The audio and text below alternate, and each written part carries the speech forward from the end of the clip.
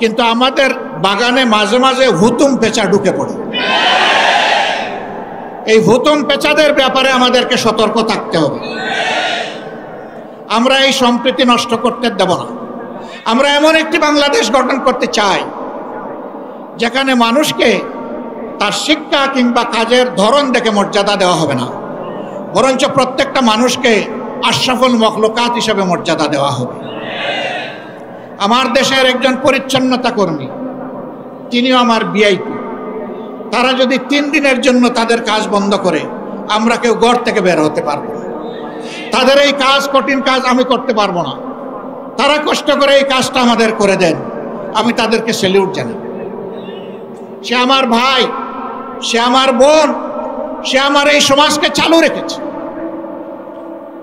যে ভাইটি আমার রিক্সা চালিয়ে জীবন নির্বাহ করে, ও রিক্সা না চালাইলে আমি আমার কর্মস্থলে যেতে পারবো না, আমি তাকে স্যালিউট জানাই।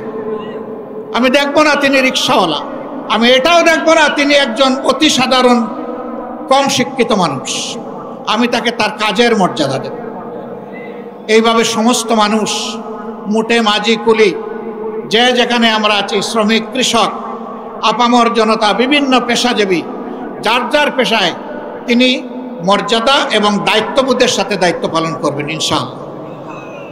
সেই সম্প্রীতির বাংলাদেশ যদি আমরা গঠন করতে পারি, তাহলে এই সম্প্রীতির বাংলাদেশকে রোকার সাধ্য কারোই থাকবে না। এই জন্যে আমরা চাই জাতীয় স্বার্থে দল এবং ধর্মের ঊর্ধ্বে উঠে আমরা থাকবো এক।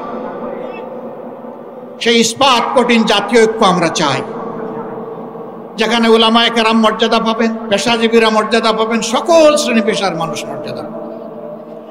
এই যে 24-এর স্বাধীনতা এসেছে এমনি এমনি আসেনি ভাই। 2006 সালের 28 অক্টোবর স্পষ্ট দিবালোকে লোকে বইটা দিয়ে আদম সন্তানদেরকে হত্যা করার পর যখন তাদের নিথর দেহ পড়ে তড়পাচ্ছিল, তখন তার উপর উঠে বিকৃত রুচির ওই কুরীরা তখন তারা লাফালাফি করেছিল। সেই দিন বাংলাদেশ পথ হারিয়েছিল।